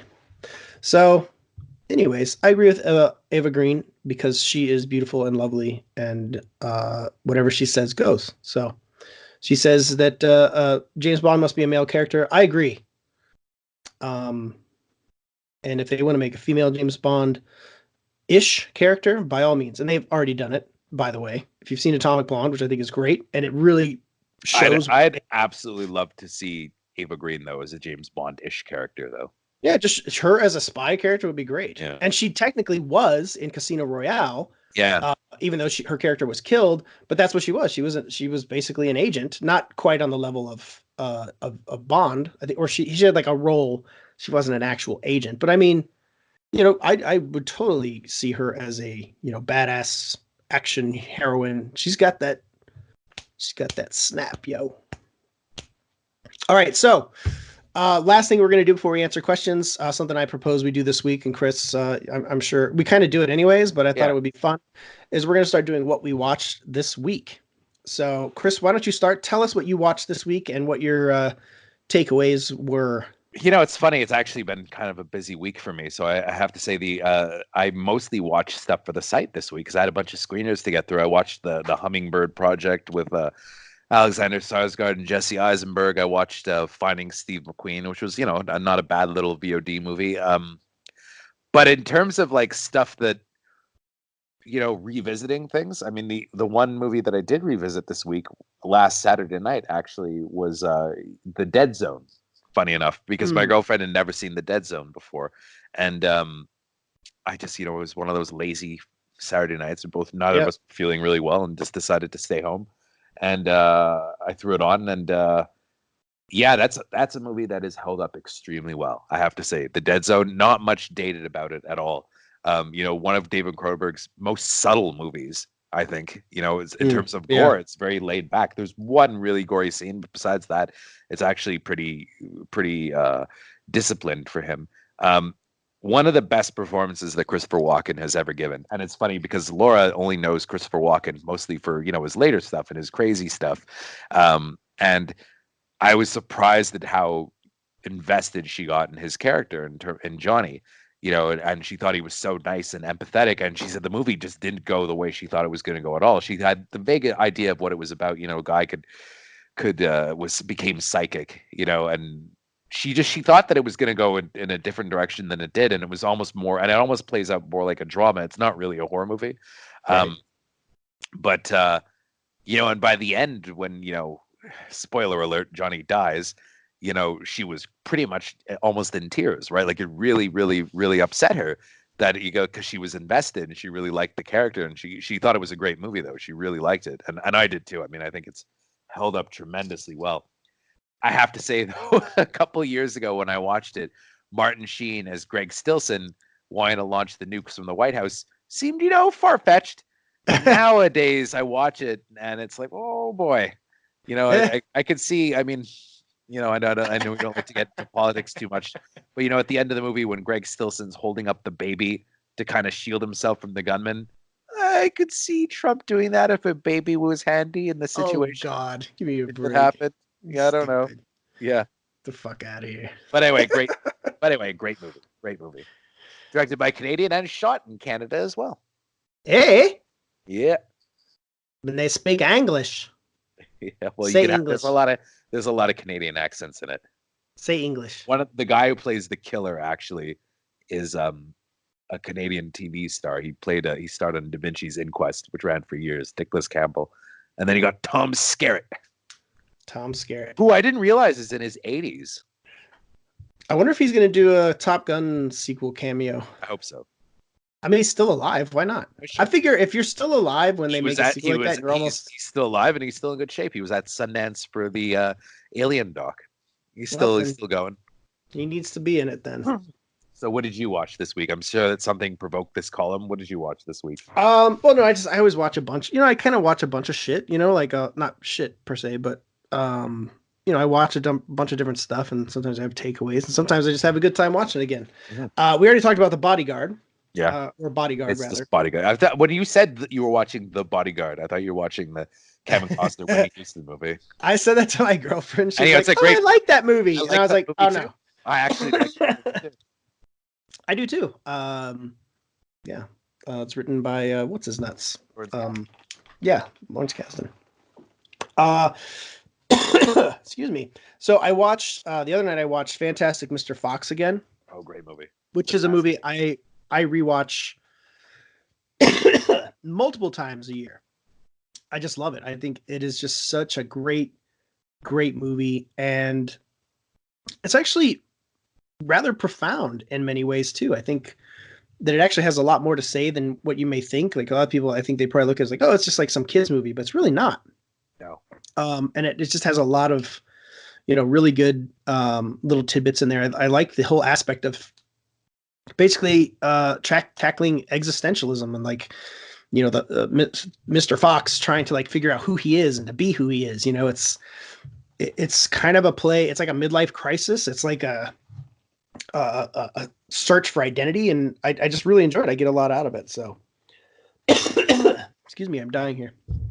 Need a drink. What else did I watch? Oh, I watched Triple Frontier. Oh, you did? I watched, the second that I could on Wednesday. I was so excited for it, and I really enjoyed it. I thought I have to say before you get to Triple Frontier, sorry, Fantastic Mr. Fox had a bit of a delay.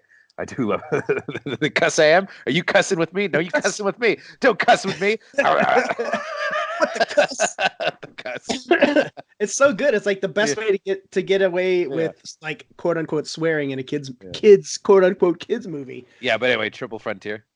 I really enjoyed it. I thought it was really, really good. There's some really good action scenes in that too. Like the helicopter scene was amazing.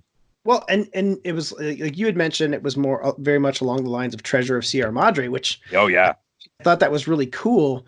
Like it was kind of unexpected, like the heist thing kind of goes down, and I was really expecting something like really, really bad to happen there, and it doesn't. Well, they didn't go too far with it either. That was the thing, because at the same time, these guys are, relatively decent men and they're friends, right? So it didn't go, they didn't turn them into complete psychopaths either. I mean, it was. But I like there's some moral ambiguity there. There's tension. Yeah, and the whole thing of look, like they know what they're doing is criminal. Sure. But at the same time, they're stealing from criminals. So you can't necessarily say that two wrongs make a right, but at the same time, it's almost a forgivable offense in some ways. But I actually saw on Twitter, so we always go back to Twitter. I had tweeted out my thoughts on Twitter after I watched it, and actually one of the producers tweeted me back, and he was like, "Hey, I'm glad you enjoyed it." And then I saw there was a guy, he was like a either former or current Marine. He was like, "Oh, like that movie, there's so many problems from a tactical level, blah blah blah. I'm a combat vet," and I'm like, "Well, and I didn't even get into it with him, but because I just didn't feel like playing that game." But I mean, I'm a combat veteran. I'm trained in TTPs and whatnot. And, the thing that there's some irony here, for one, that I have to clarify. Mark Bowl is one of the co-writers of this movie, who also wrote the worst war movie, modern war movie I've ever seen, which is The Hurt Locker, which is completely just jam-packed with inaccuracies. So I have to clarify that. I actually wrote a whole piece on this years ago about the inaccuracies of The Hurt Locker. So anyways, the tactics and stuff that are in Triple Frontier, I think, are mostly on point. And the guy that had mentioned the issues that he had mentioned, oh, we always pull security and somebody's always pulling security and all this. And actually, while I was watching the movie, when they were doing the heist and they're pulling all the money out of the walls, and I was like, who's pulling security? Because they're all facing the money. So I think of this stuff too, but you also have to look at it in context of the movie. One, these guys were special forces professionals, but they're also out of the game. Yeah. You know what I'm saying? They're not, even though they're well trained, because like if you put me today, they're like, hey man, you're going back to war. You're just jumping right back in. I could, no problem, but I would definitely need some catch up once I get there. You know what I'm saying? Yeah. And you got to kind of put yourself back in that mindset. And a lot of it never leaves you, but some of it does. And one thing that we always talk about in the military is, that your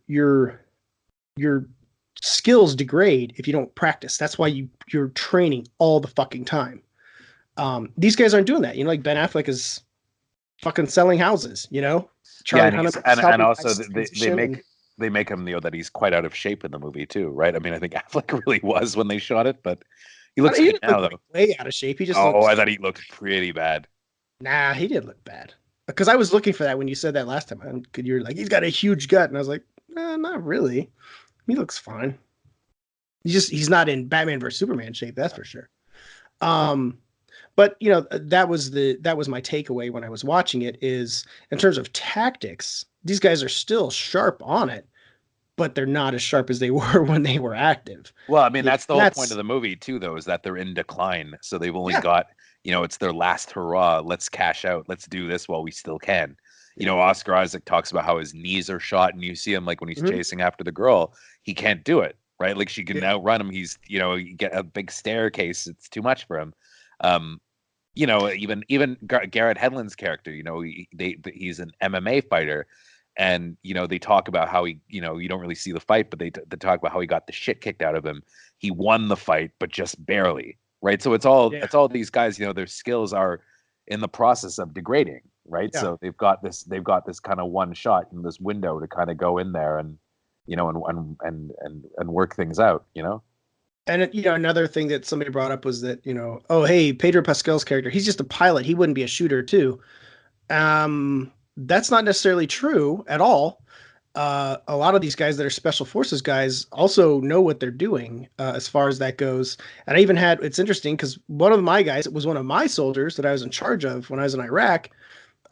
He went on and fucking went up to warrants, became a warrant officer. And I saw a picture of his on Instagram yesterday of him flying a Black Hawk over Washington, D.C. Now, this is a guy that was a door kicker with me. So I think those arguments are kind of moot for those of you that are military crowd. You have to look at Triple Frontier as it's presented, which is, as you said, these guys in decline, their skills aren't as sharp, and it shows.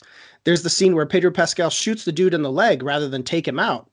And he even says later, he's like, you guys, you all saw it. He's like, I shouldn't have, I wasn't as sharp. I fucked up. Because he did fuck up. He shouldn't have shot that dude. He should have just taken him out, like they did with the other ones. But, he just reacted, and that's what I liked about it, was that they were placed in these situations where they're not fully up on their training as they normally would be. And even when you could still fuck up. And also it's at the end of the day, it's just a movie.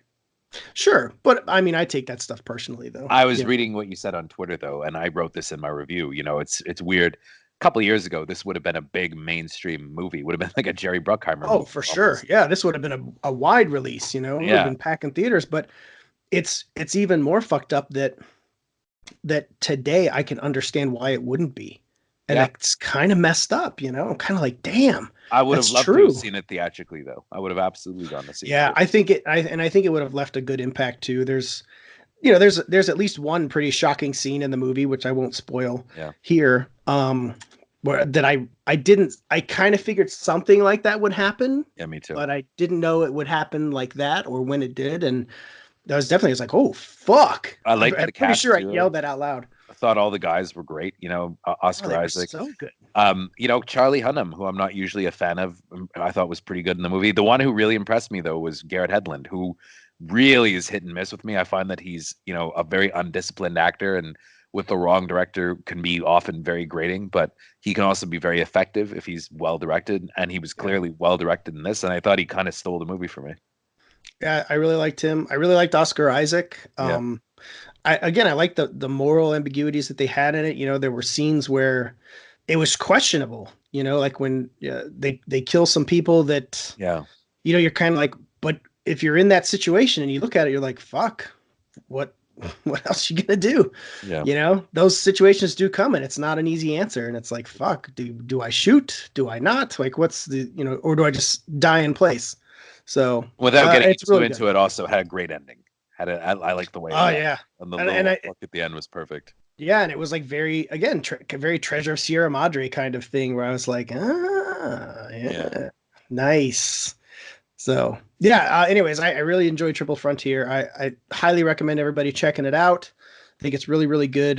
I think it's actually the best of the Netflix original movies that have come out so far. So I think it's a great step forward and a good win for them to have that content on their platform.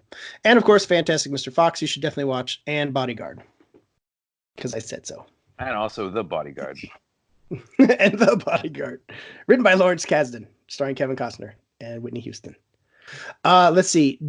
This is Jack Burton. He wants to know, do you think the Watchmen TV series will be a continuation from the comics set now, B, a continuation from Zach's movie set now, or C, a completely new interpretation where the comic movie didn't happen that explores the same themes, blah, blah, blah.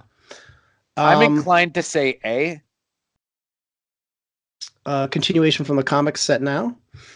Well, and kind of the movie. I feel like it's not going to be really like I like. They're pretty much the same though. Spelled out. Like, yeah, exactly. The movie adapts the comics near perfect, Yeah. minus the giant So squid. I guess A and B. I feel like it's not going to be a retelling, because that would be. Yeah, I feel like it's going to be, in terms of like where it's set or how it's set, I actually think it's going to be a totally different thing. I think that they have just a very unique angle on all of it. So we'll see how that goes. But I think it's a total, I think it's more of a just its own thing. So we already addressed the Brie Larson makeup scandal. Have you guys watched, this is from Suraj. He asked, have you guys watched any movie that you had no interest in, but decided to give it a shot because you happen to love its score or soundtrack? Oh, no, that's a good question. Shit. There's quite a few movies that I love the soundtrack, but didn't care for the movie. Well, yeah, like and Mortal. So it's kind of a reverse thing, really. What was that one? Mortal. The one? Mortal Engines. The one that Mortal Engines. 80 Yeah. for some reason had a great score, but it was a terrible movie. There's so many movies like that where like, Yeah. oh, the score. You know what? I actually have a couple songs from it on my workout playlist. Is Abraham Lincoln Vampire Hunter by Henry Jackman. Oh God, and that's a terrible movie. Terrible movie, but the score by Henry Jackman belongs in a superhero movie. It's I have like to say, good. The set visit to that was great. Great set visit. Terrible movie. It happens all the time. Oh yeah. I went to Assassin's Creed and I was like, oh man, they put a lot into this. It looks like it's gonna be good. I really like the partying it up in New Orleans. Holy shit, that movie was on FX the other night. I was watching a bit of it with Laura, and it's like, what is this? The Assassin's Creed movie? No. That too, but Abraham Lincoln Vampire Hunter. Oh, yeah. Oh, not good. Actually, that was a movie I blind bought. One of the first movies I ever blind bought on iTunes, and oh my God, such regret. I was like, God damn it, this movie's terrible. But yeah, there's lots like Battle LA, which actually isn't a terrible movie, but it's not great either. Has a great score. Bangkok Dangerous, not a good movie, great score. There's just so many movies like that, but I don't think I've ever heard a score and then be like, oh, I'm going to see the movie as a result. I've usually just Yeah, heard a score yeah, in a in the movie movie. that Yeah, sucked, and I'll be like, oh, what a shame, because yeah. the score is great. I mean, Uh, I would say though that like there was a while. I think when I was a kid, I would say I really loved Jerry Goldsmith, and I was really trying to like watch every movie that Jerry Goldsmith scored when I was younger, and so there were maybe a couple like that that I probably wouldn't have watched otherwise, and I just wanted to see it for the Jerry Goldsmith score, like Link, Link. but the killer gorilla and Oh, shoot. yeah. And it sounded familiar. Yeah. Ulysses wants to know what's going on with Fantastic Beasts 3. Apparently, he's very excited for it. Yeah, And it was delayed because of Dune. I mean, I liked the last one. I feel like it underperformed quite a bit though, and so I feel like they'll probably do a third, but that might be the end of it. Yeah, like the plans to like, oh, we're just gonna keep doing them because they're just so brilliant. I didn't see the second one, so I don't know if it's any good or not. I'm not gonna pay for it, so I'll just have to wait till HBO or something. I liked it. I liked it well enough, but I liked both of them. But you know, I was never a hardcore devoted Harry Potter fan either. I used to be. I actually read the books twice. But it's another instance where Twitter has killed another one of my heroes. J.K. Rowling, yeah. So I just don't like J.K. Rowling anymore. Like her, I will just, at least her Twitter presence has just really put me off on her. And it's like, I've seen her just been dismissive of people that criticize her and just say, I don't care. I have your money already, so you can go ahead and burn my books. I'm just like, I just don't really like that attitude. Well, so I mean, I think she's kind of at this point, an industry unto herself. I mean, you wouldn't have gotten Johnny Depp in Fantastic Beasts 2 if it hadn't been for J.K. Rowling steadfastly defending him. So, well, did you see there was a development on that too recently? What? He filed a lawsuit against. Yeah, I saw. I saw. Amber Heard and produced a bunch of evidence to the contrary of her story. So, well, that he says the plot thickens. That he says. I mean, okay, but I mean, still, that's what she said. It's still a he said, she said thing. Absolutely. So, anyways, we talked about Ezra Miller.